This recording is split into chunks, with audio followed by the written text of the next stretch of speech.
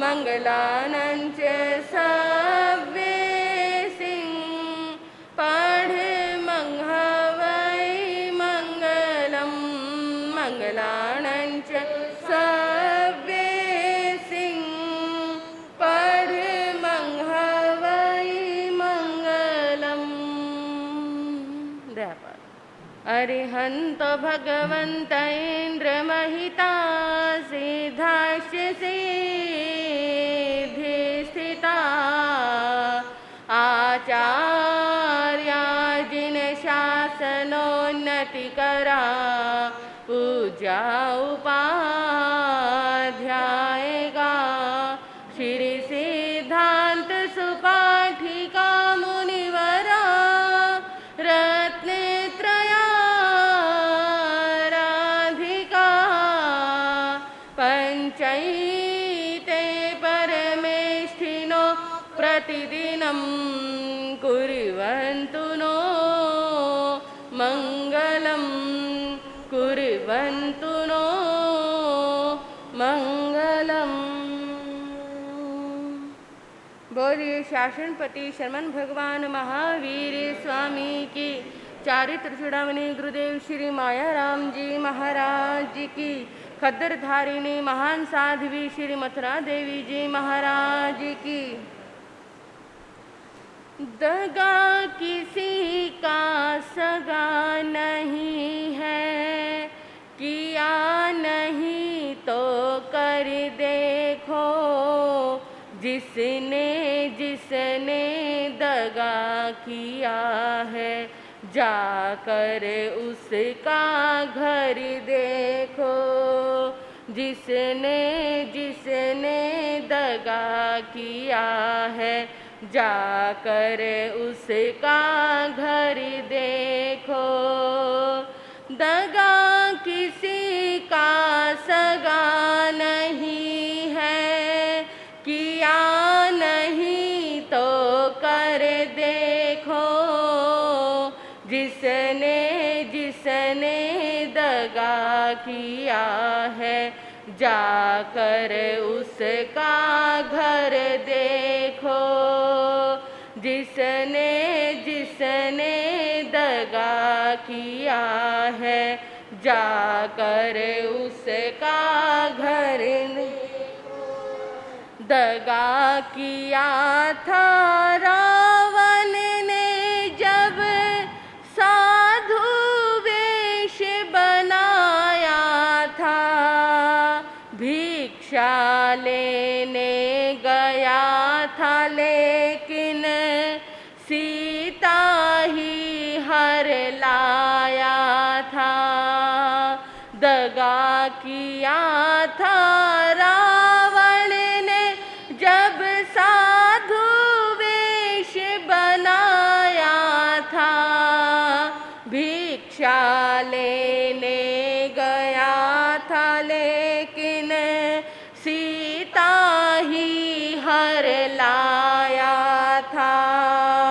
लंका नगरी राख बनाई, लंका नगरी राख बनाई, पल भर में रघुवर देखो, जिसने जिसने दगा किया है जाकर उसका घर देखो, जिसने जिसने दगा किया है जाकर उसका घर देखो।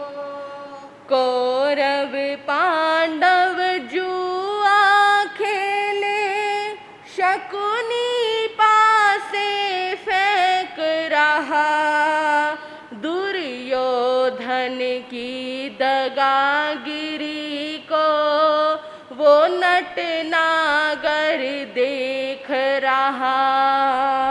कौरव पांडव जुआ खेले, शकुनी पासे फेंक रहा, दुर्योधन की दगागिरी को वो मुरली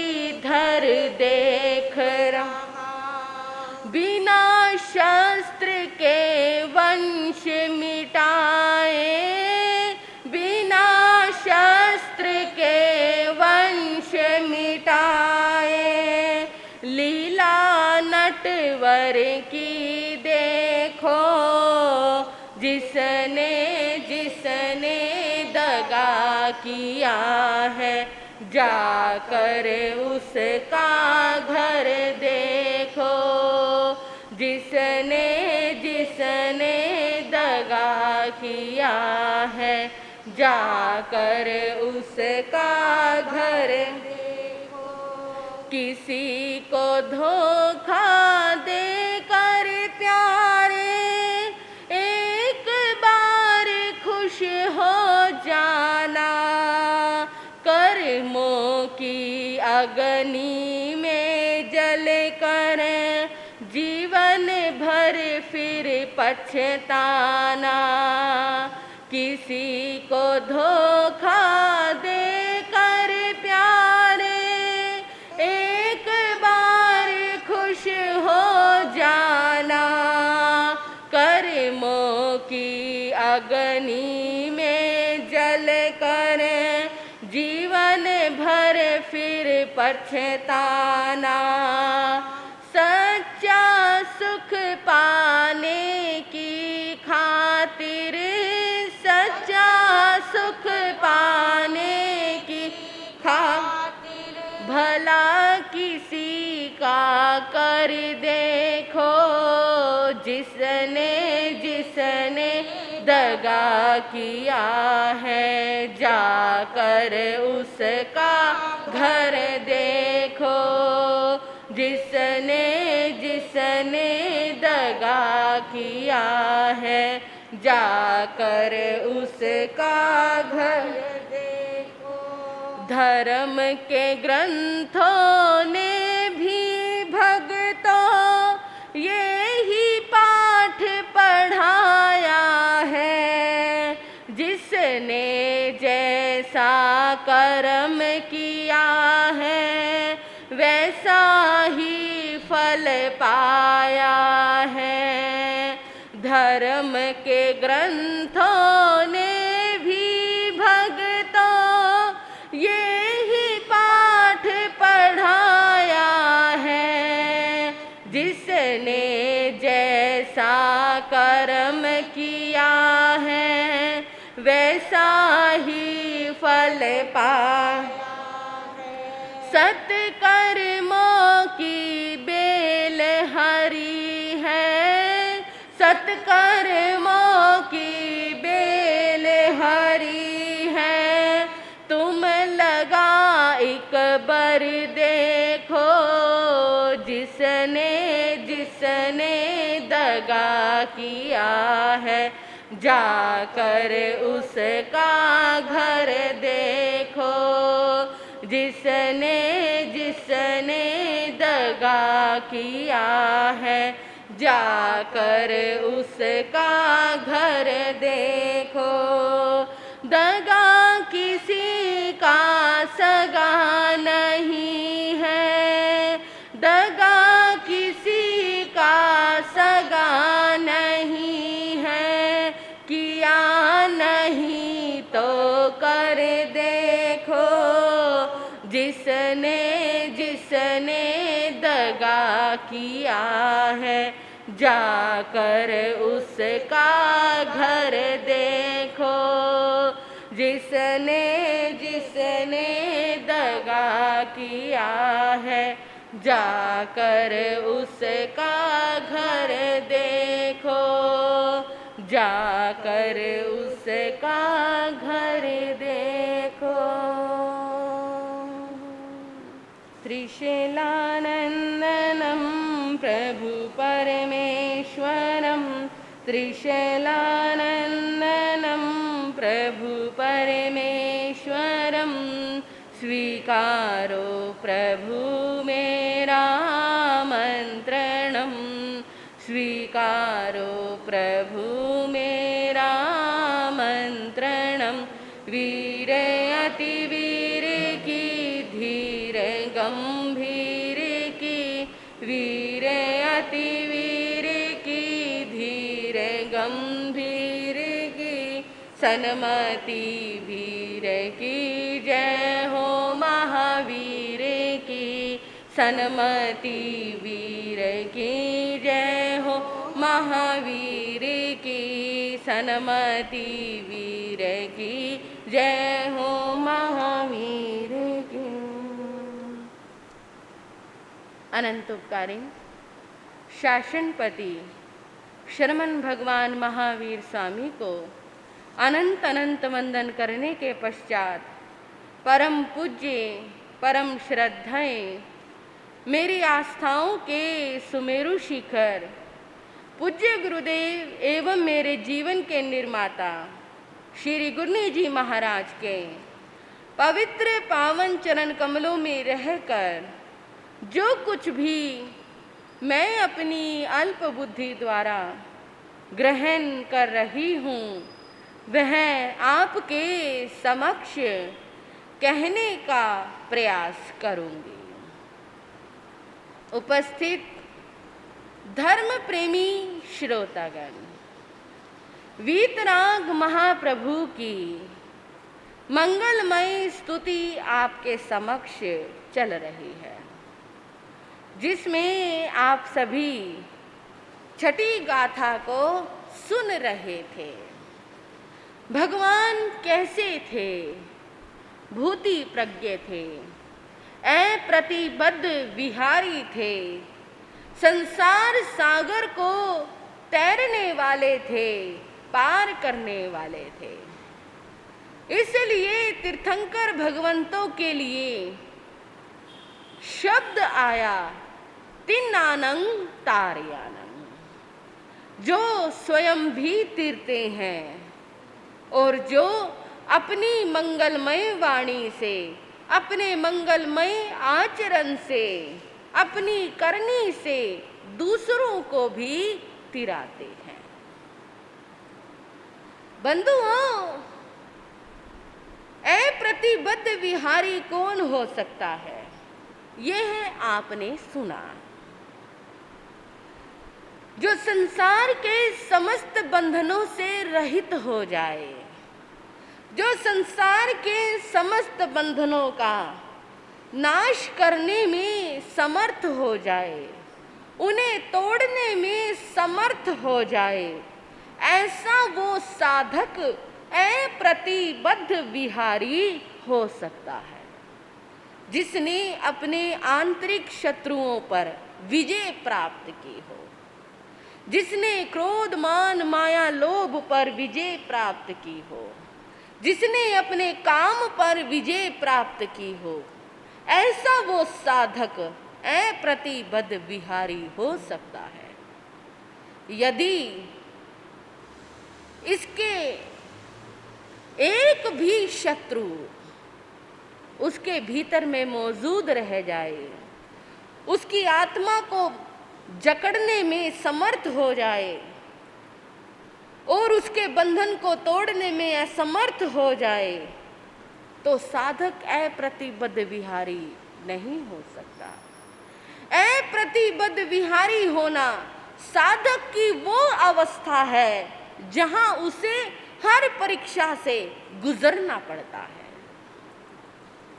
और ऐसे ही परीक्षा देने के लिए, परीक्षा में सफल होने के लिए, अपने आप को कसौटी पर कसने के लिए, अपने आप को यह देखने के लिए क्या मैं समर्थ हूँ या नहीं हूँ, क्या मैंने अपने जीवन में जो साधना की मैंने उसमें कितनी सफलता प्राप्त की।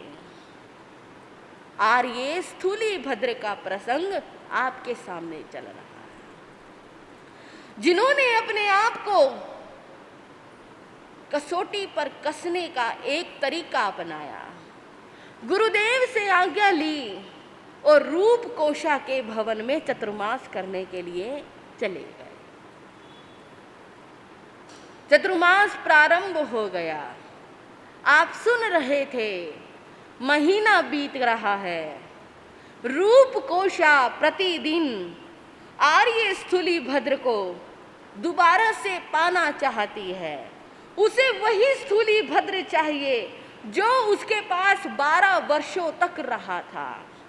उसे वही स्थूली भद्र चाहिए जो घर परिवार से सबसे दूर होकर सिर्फ और सिर्फ रूप कोशा का होकर रह गया था। लेकिन आज जो स्थूली भद्र उसके सामने है, वो स्थूली भद्र तो आंख उठाकर भी नहीं देखते, आंख खोलकर भी नहीं देखते, कभी भी उसको संबोधित भी नहीं करते, सारा दिन ध्यान में बैठे रहते हैं, प्रवचन तो करना नहीं, एक समय का भोजन करना और उस भोजन करने के पश्चात फिर ध्यान में बैठ जाना। कैसी साधना है बंधुओं। ऐसे स्थूली भद्र जो ध्यान साधना में मग्न हैं और रूप कोशा का हर बार व्यर्थ जा रहा है। दासी ने उपाय भी बताया कि तुम नृत्य के द्वारा, संगीत के द्वारा, जैसे पहले तुमने रूप कोशा ने, जैसे तुमने पहले स्थूली भद्र को अपना बनाया था, आज फिर अपना बना लो। रूप कोशा ने वो भी प्रयास करके देखा, लेकिन सफल नहीं हो पाए। फिर एक उपाय और बताया कि तुम इस तांत्रिक के पास जाओ, जड़ी बूटी दो और उस जड़ी बूटी के प्रयोग से जरूर तुम्हारे स्थूली भद्र तुम्हारे पास लौट कर आएंगे। रूप कोशा ने वह भी उपाय किया।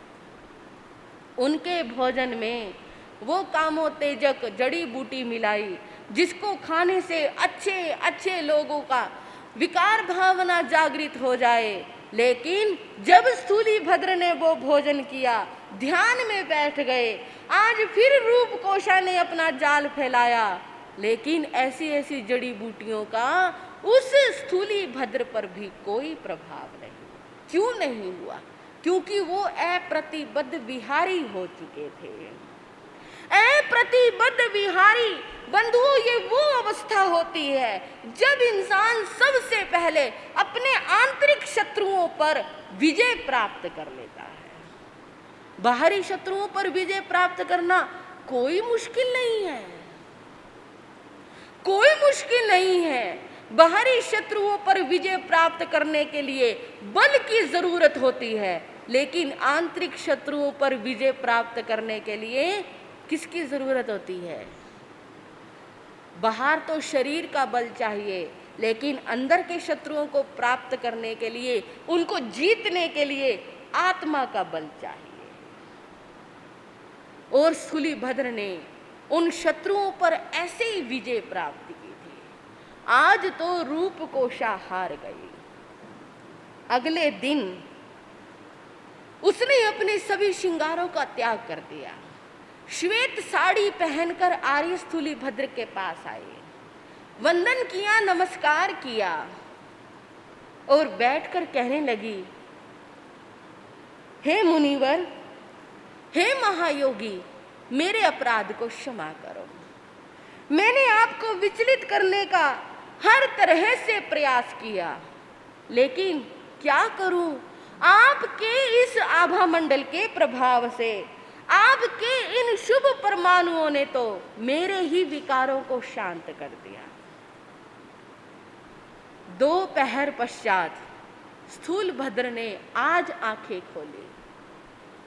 उन्होंने उनको संबोधित करके कहा, कल्याणी, तुम्हारा कल्याण हो। मैं जो चाहता था आज मैंने वो प्राप्त कर लिया। उस समय रूप कोशा रोती हुई कहने लगी, हे महायोगी, आपकी इस हट के आगे मैं हार गई। नहीं कल्याणी, तुम्हारी नहीं हो, तुम्हारी तो जीत हुई है। काम विजय पर तुमने बहुत बड़ी जीत हासिल की है। नहीं, आज मैं हारी हूं, आप जीत गए। क्या आप मुझे हराने ही आए थे? ऐसा ही तो होता है ना स्वामी कि एक की हार होती है और एक की जीत हो जाती है।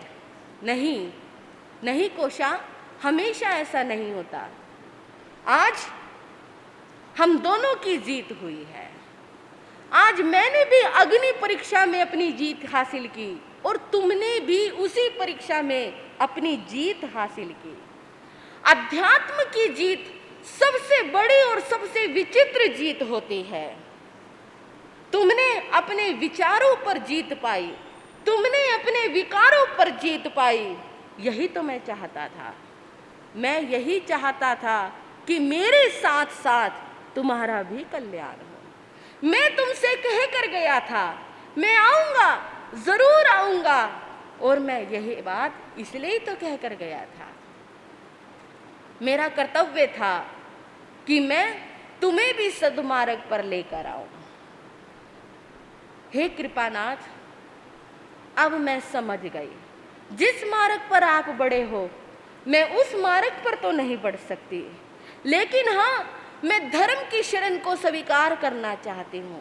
अब तो आप मुझे धर्म का ज्ञान दीजिए, अब तो आप मुझे धर्म की शरण दीजिए, अब तो आप मुझे भगवान महावीर का पंथ दीजिए। क्यों नहीं, इसी की जरूरत है तुम्हारे को। और उस समय आर्य स्थूली भद्र ने उसे श्राविका धर्म का उद्बोधन दिया। बंधुओं, यहाँ एक बात सोचने वाली है।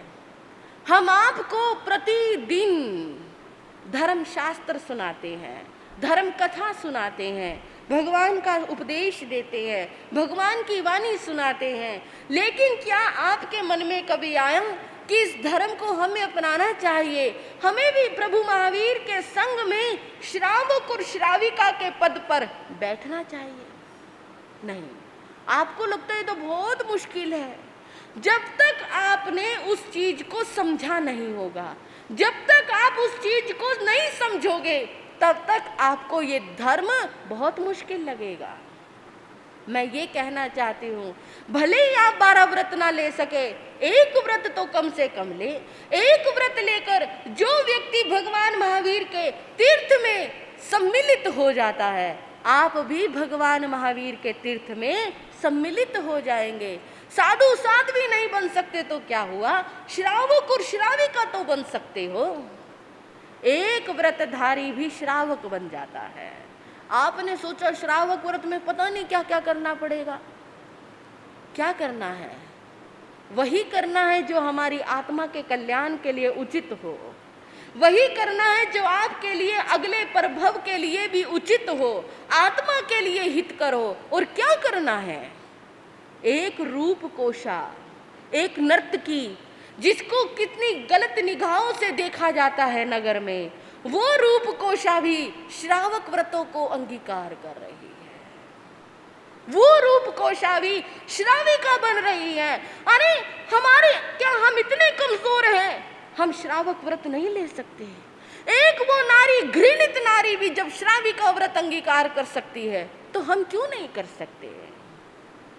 इतिहास में एक बार नहीं, अनेकों अनेकों बार ऐसे प्रसंग आए जब साधु संतों ने ऐसी ऐसी घृणित नारियों को भी भगवान महावीर का शासन दिया, भगवान महावीर के तीर्थ में सम्मिलित किया, जिसमें पूज्य गुरुदेव श्री मायाराम जी महाराज ने भी ऐसे ही गणिकाओं को उपदेश देकर श्राविका बनाया था। और हमारी खद्दर धारिणी महान साध्वी श्री मथुरा देवी जी महाराज साहब ने भी ऐसे ही गणिका को उपदेश देकर श्राविका बनाया था।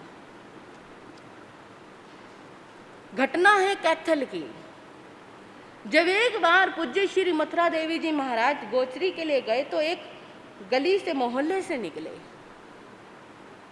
उस मोहल्ले को देखते ही पता लग गया ये मोहल्ला अच्छा नहीं है।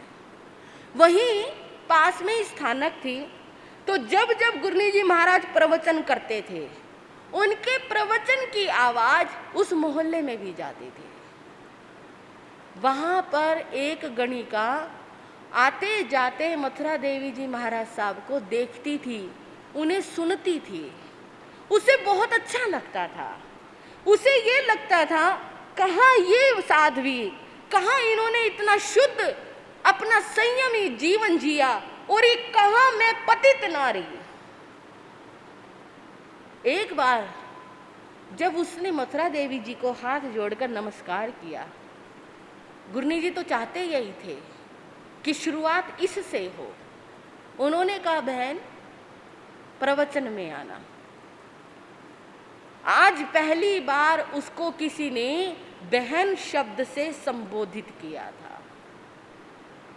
अगले दिन प्रवचन का समय हुआ, वो भी बड़ी सिमटी हुई शर्म से प्रवचन सभा में आ तो गई, लेकिन वहां बैठने की हिम्मत नहीं हुई।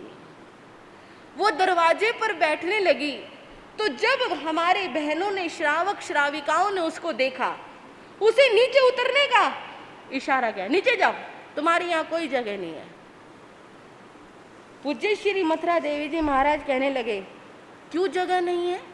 ये जगह ऐसे ही लोगों के लिए है।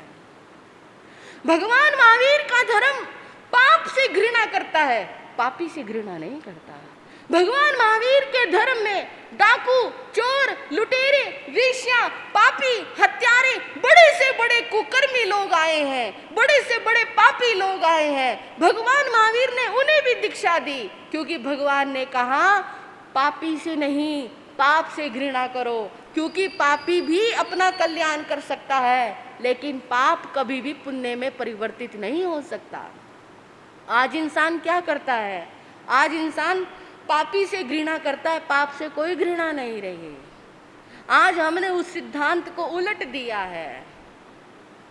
बंधुओं, गुरनी जी के इशारे पर उस बहन को सभा में बिठाया गया। गुरनी जी महाराज ने ब्रह्मचर्य तप की महिमा बताई।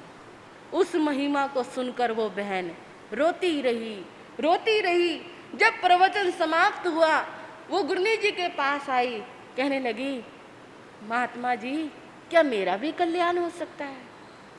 मैंने ना जाने कितने जीवों का, कितनी आत्माओं का जीवन पतित किया, मेरा खुद का जीवन कितना पतित हो गया। क्या मेरी पतित आत्मा का भी कल्याण हो सकता है? क्यों नहीं हो सकता? जब जागो तभी सवेरा।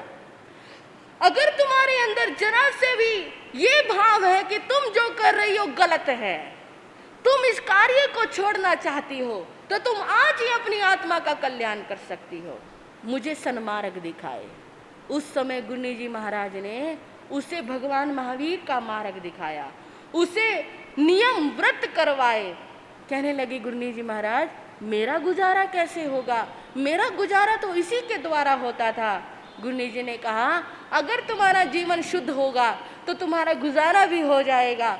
तब वहाँ की समाज से कहकर गुरनी जी महाराज ने उसके रहने की, कमरे की सारी व्यवस्था करवाई, उसका थोड़ा सा व्यापार कारोबार करवाया, सिलाई मशीन दिलवाई कि तुम कपड़े सील सील कर गुजारा करो, लेकिन कभी भी अपनी आत्मा को दूषित मत करो। बंधुओं, ऐसे ऐसे महापुरुष हो गए जिन्होंने हमेशा पतित लोगों की आत्मा का कल्याण किया।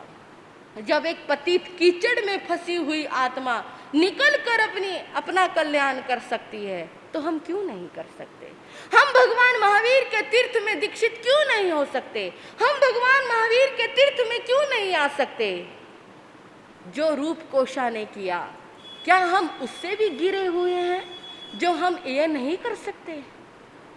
बंधुओं, उस रूप कोशा ने आर्य स्थूली भद्र स्वामी से श्राविका व्रतों को ग्रहण किया। उसका सारा जीवन बदल गया।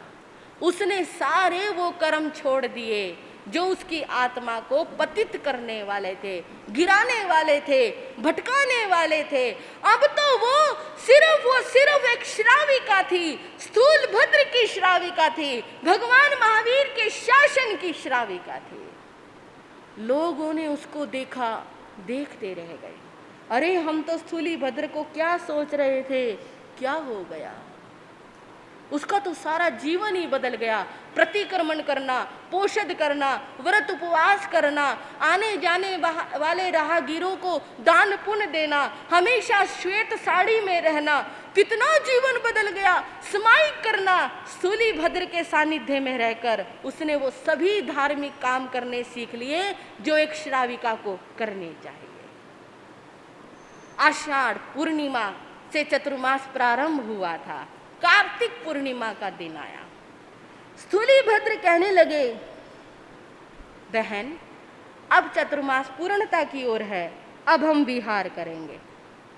गुरुदेव, आपने बहुत कृपा की, मुझे कीचड़ से निकालकर धर्म का तीर्थ का राजपथ दिया, मुझे भगवान महावीर का पथ दिया, मैं धन्य हो गई, मैं आपका यह एहसान कभी नहीं भूलूंगी। स्थूलीभद्र ने वहां से विहार कर दिया। सभी शिष्य अपने अपने गुरु के पास पहुंच रहे हैं। सबसे पहले सिंही की गुफा में चतुर्मास करने वाले शिष्य पहुंचे। गुरु ने आसन से उठे, उठकर उनका अभिवादन किया और कहने लगे, आओ अभय व्रत के दुष्कर साधक, तुम्हारा स्वागत है।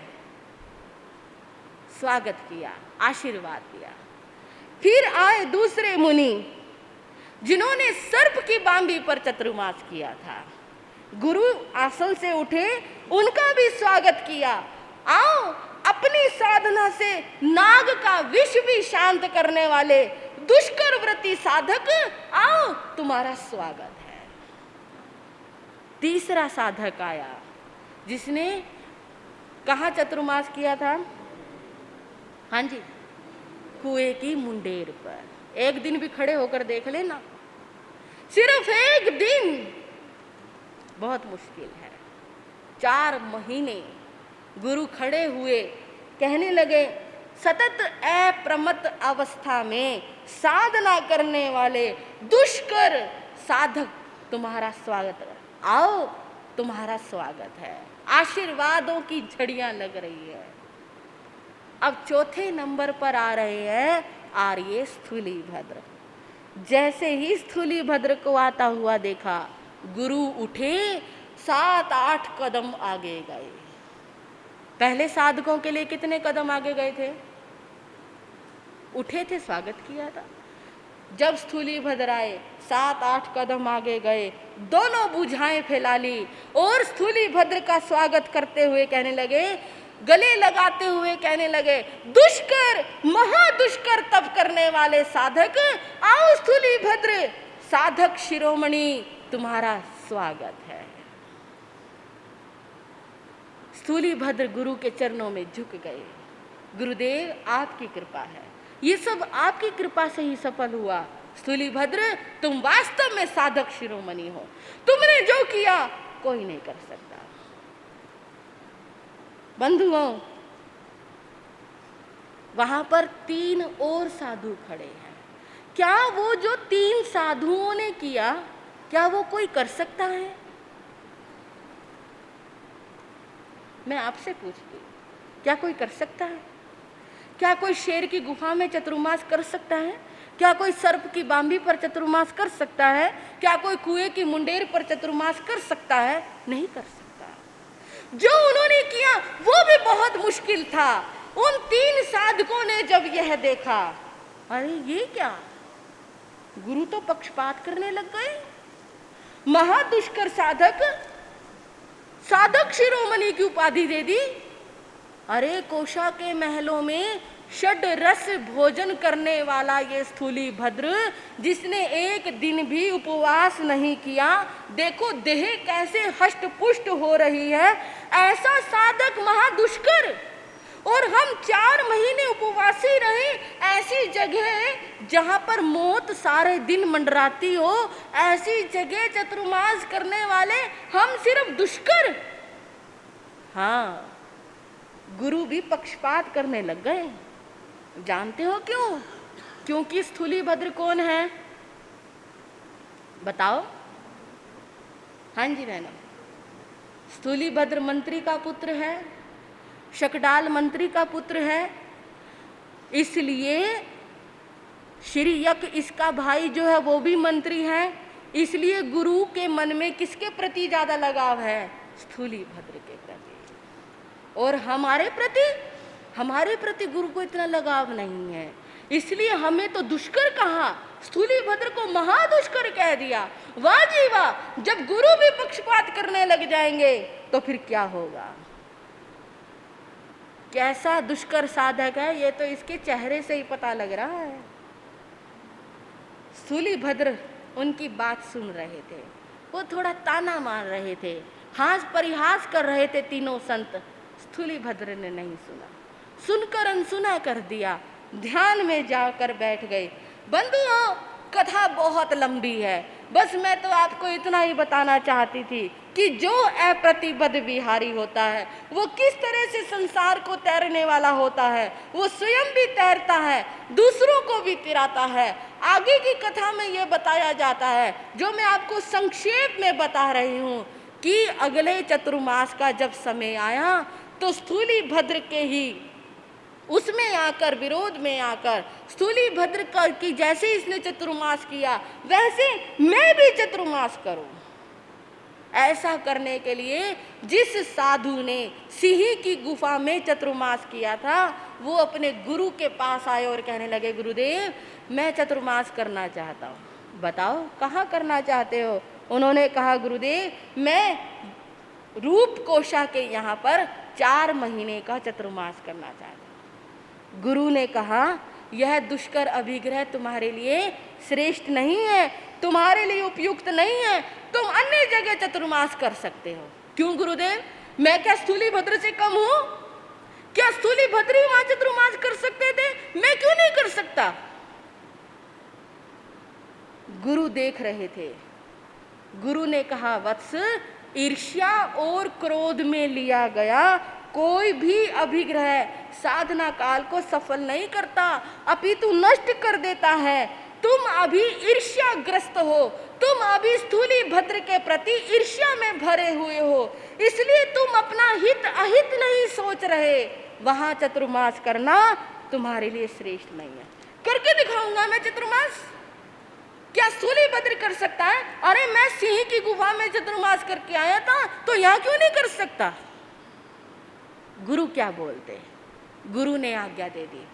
बंधुओं, आगे की कथा बताती है, वो मुनि वहां पर गए और जैसे उन्होंने रूप कोशा को देखा, उसकी चित्रशाला को देखा, देखते ही वो मुनि, उनका मन विचलित हो गया। और ऐसा विचलित हुआ कि उन्होंने रूप कोशा को अपने साथ रहने का निमंत्रण दिया, लेकिन रूप कोशा नहीं थी, वो एक श्राविका बन चुकी थी, वो भगवान महावीर के तीर्थ में शामिल हो चुकी थी। तब रूप कोशा ने उस मुनि को संयम में स्थिर करने के लिए एक उपाय बताया और उसने कहा, यदि तुम मेरे लिए रतन कंबल लेकर आओगे तो मैं तुम्हारा साथ दूंगी, नहीं तो नहीं दूंगी। तब वो मुनि चतुर्मास में ही नेपाल गए, वहां राजा से रतन कंबल लेकर आए और उस रतन कंबल को फाड़कर रूप कोशा ने फेंक दिया। वो मुनि कहने लगे, अरे तुमने मेरी इतने महीनों की मेहनत को व्यर्थ कर दिया, तुमने ये कंबल कीचड़ में फेंक दिया। रूप कोशा हंसती हुई कहने लगी, हे मुनि, ऐसे ऐसे रतन कंबलों का तो मेरे पास ढेर लगा हुआ है। तुम्हें जो महीनों की तुमने जो मेहनत की, तुम्हें उसकी वैल्यू है, लेकिन जो वर्षों से तुम साधना कर रहे हो, वर्षों से तो जो संयम की आराधना कर रहे हो, क्या तुम्हें उस संयम की कोई वैल्यू नहीं पता? उस संयम का कोई मोल नहीं पता? अरे मैं जानती थी कि तुम स्थूली भद्र की प्रतिस्पर्धा में यहाँ पर आए हो, तुम्हारी जुबान पर तो स्थूली भद्र का नाम भी नहीं आना चाहिए था। धन्य है स्थूली भद्र जो 4 महीने यहाँ रहे, जिन्होंने मेरी तरफ आंख उठाकर भी नहीं देखा, और एक तुम हो जो पहले दिन यहाँ पर आकर मेरे रूप को देखते ही विचलित हो गए थे। उस समय वो मुनि स्थूली भद्र के पास जाते हैं, गुरु के पास जाकर उनसे क्षमा याचना करते हैं और कहने लगे, वास्तव में गुरुदेव, जो स्थूली भद्र ने किया वो कोई नहीं कर सकता। उन्होंने आलोचना की, प्रतिक्रमण किया, प्रायश्चित किया। बड़ी सुंदर कथा आती है बंधुओं। कहने का अर्थ है कि स्थूली भद्र को 84-24 तक क्यों गाया जाएगा? यूं ही नहीं गाया जाएगा। वास्तव में जो उन्होंने किया वो बहुत ही कठिन था, दुष्कर नहीं, महादुष्कर था, और उन्होंने साधकों को एक नई राह दिखाई। वास्तव में उनका जीवन धन्य है। वो अप्रतिबद्ध विहारी थे, जो उन्होंने अपनी आत्मा का कल्याण किया। आगे क्या चर्चा चलेंगी सुनेंगे अगले समयों में। इतना ही कहकर मैं अपने विषय को विराम देती हूँ। अब श्री गुरनी जी महाराज की मंगलमय वाणी आप सभी श्रवण करेंगे। बोलिए भगवान महावीर स्वामी की। धर्मानुरागी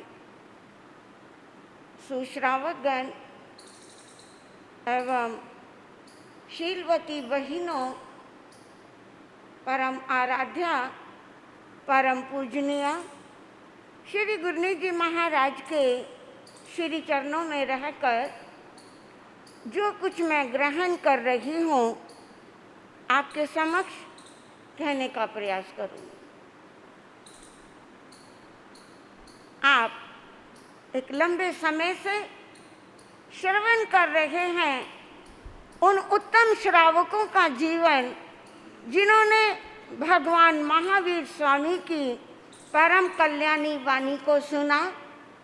और जैसा कि अभी साध्वी जी कह रहे थे कि आप धर्म उपदेश तो सुनते हैं, लेकिन सुनने के बाद क्या किसी के चिंतन में कोई करवट आती है? क्या हमारे जीवन में कोई परिवर्तन का पल आता है? क्या ये चिंतन का पल आता है कि प्रभु महावीर ने हम सभी के आत्म कल्याण के लिए जो परम पावन उपदेश दिया, वो परम पावन उपदेश के चिंतन कन हम अपने भीतर भी उतारें। लेकिन धन्य है वो श्रावक जिन्होंने भगवान की वाणी को सुना, चिंतन किया, मनन किया और हाथ जोड़कर प्रभु के चरणों में श्रावक के 12 व्रतों को अंगीकार किया।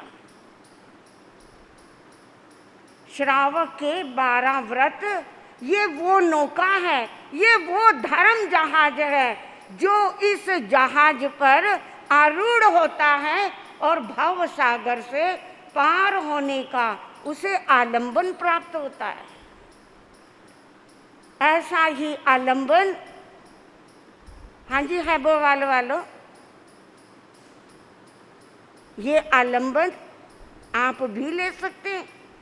ये आलंबन लिया चूल शतक गाथापति ने, भगवान के चरणों में धर्म अंगीकार किया, श्रावक के 12 व्रत लिए और एक देव ने परीक्षा ली।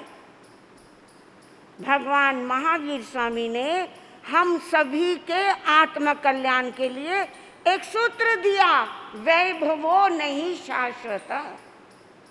जो ये ऐश्वर्य, ये जो धन संपत्ति हमने अपने चारों तरफ संचित कर रखी है, ये धन संपदा खुली आंख में भी धोखा देगी और बंद आंखों में भी धोखा देगी। ये आपको धोखा दे उससे पहले इसे छोड़ देना। लेकिन चूल शतक विचलित हो गए थे। उनके मन में चिंतन आया, अगर ये धन नहीं रहा तो क्या होगा? मैं दर दर का भिखारी हो जाऊंगा, मेरा परिवार दुखी हो जाएगा।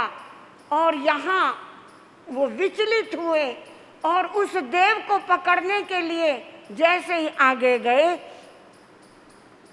ध्यान भंग हो गया और याद दिलाया गया कि जिस धन को सुरक्षित करने के लिए आप आगे बढ़े, आपने अपना व्रत नियम खंडित किया, वो तो केवल एक माया थी।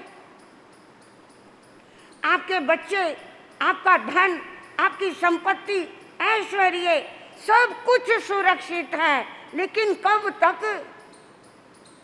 जरूरत है कि आप अपने व्रत नियम में दृढ़ बनो, अपनी आत्मा को शुद्ध करो, अपने व्रत में लगे हुए इस अतिचार को, इसकी निंदामी लो, गरिहामी करो, आलोचना प्रतिक्रमण करो।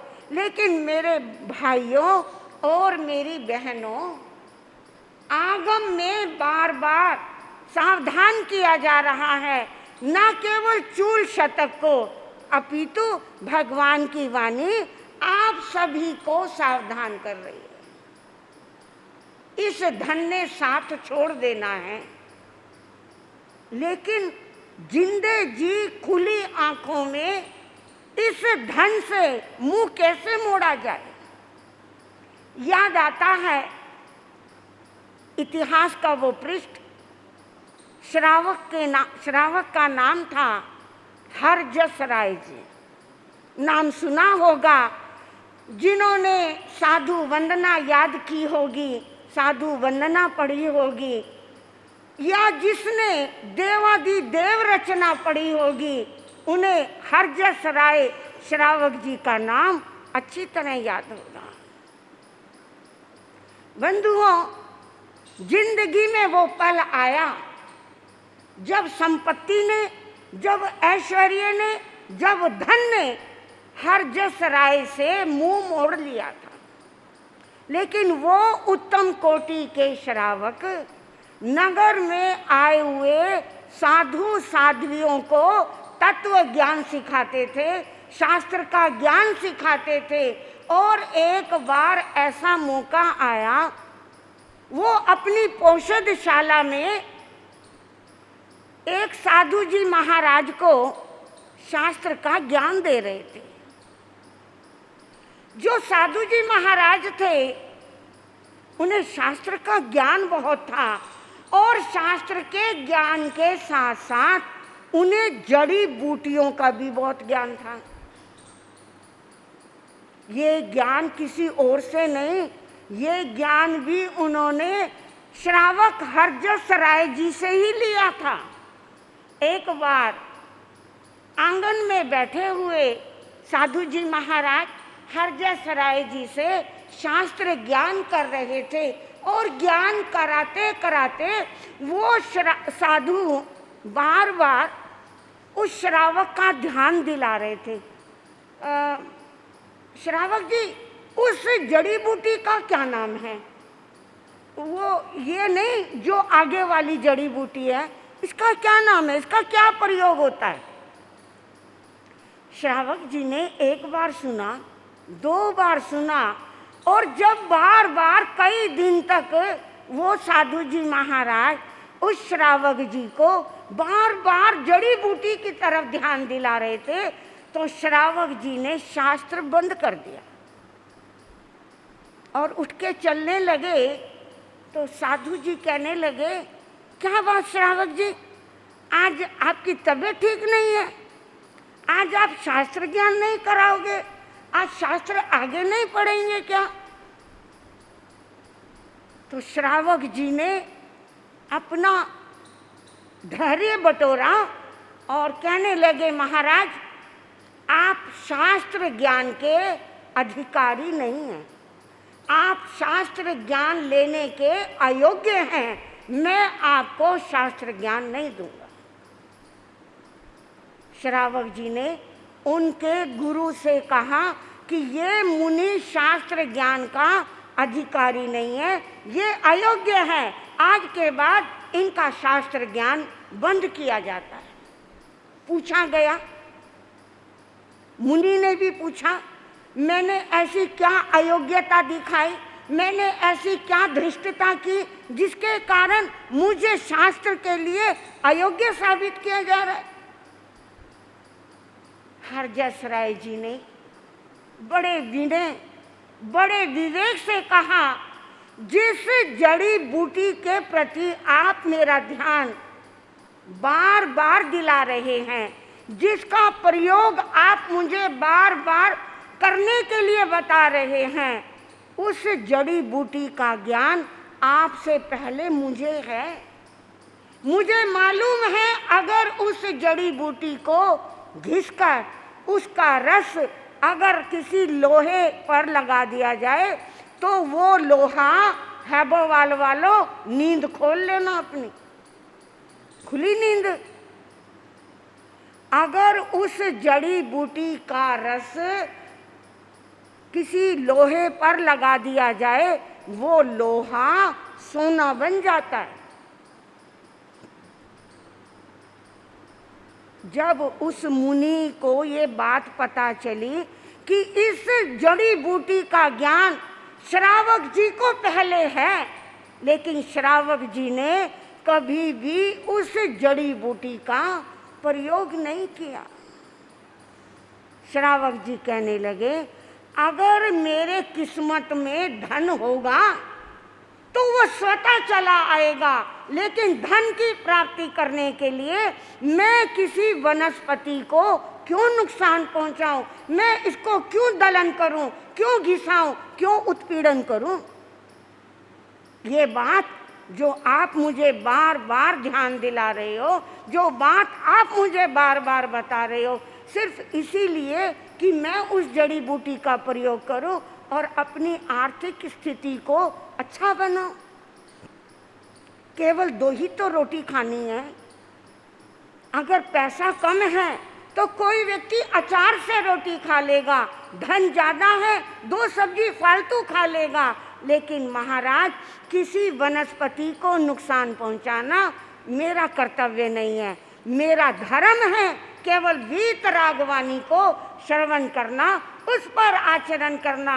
हे भव्य श्रावकों, उस हरजस राय श्रावक ने एक मुनि को जो पथ से विचलित हो रहा है, उस श्रावक का भला करने के लिए, लेकिन श्रावक कह रहे हैं आप इतने दिन से उस वनस्पति को तोड़ने का, मसलने का, कुचलने का जो मुझे उपदेश, मुझे इनडायरेक्ट रूप से आप मुझे संदेश दे रहे हैं, आप आलोचना के, प्रायश्चित के भागीदार हैं।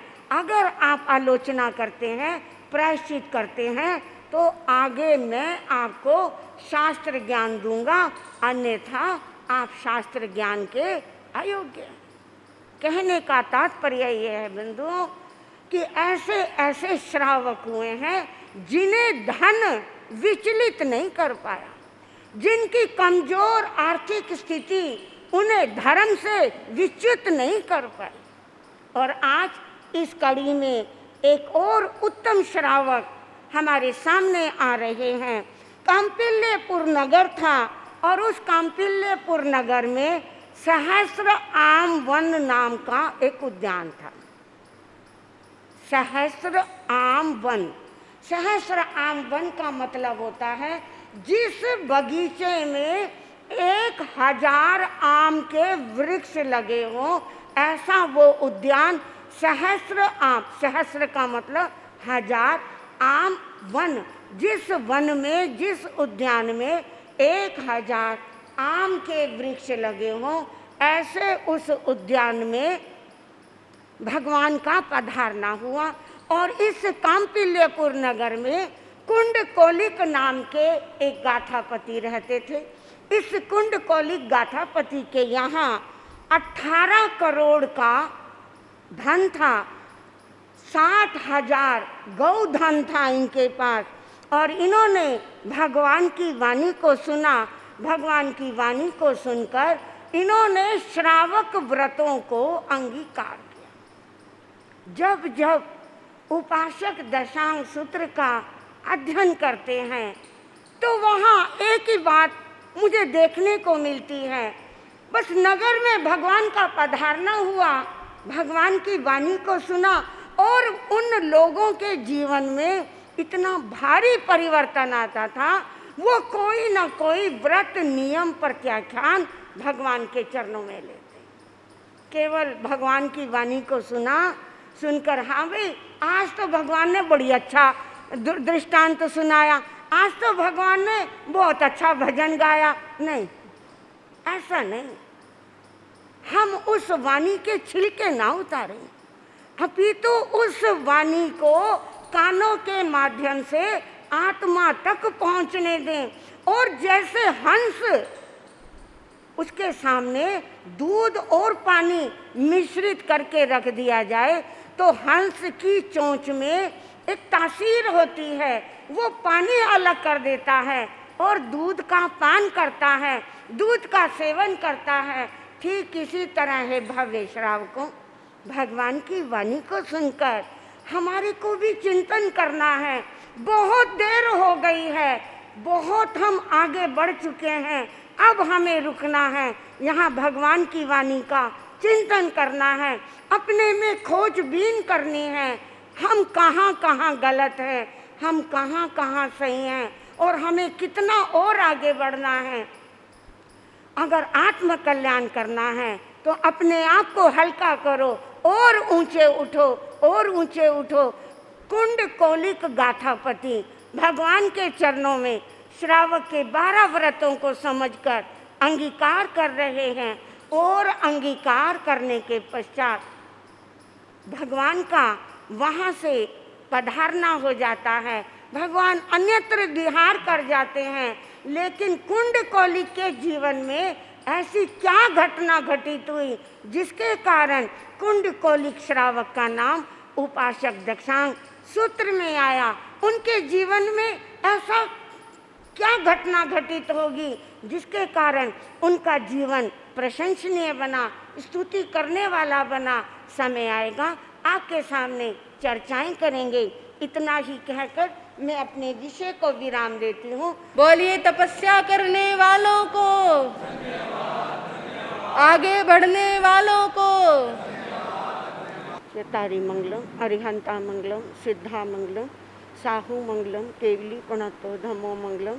चेतारी लोगुत्तमा, अरिहंता लोगुत्तमा, सिद्धा लोगुत्तमा, साहू लोगुत्तमा, केवली प्रणतो धमो लोगुत्तमा।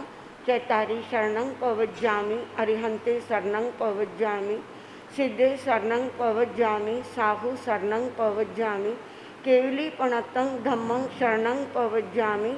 ये चार चरण दुख हरण जगत में और न शरण कोई होगा, जो भवे प्राणी करे आचरण उसका अजर अमर पद होगा, उसका सदा ही मंगल हो।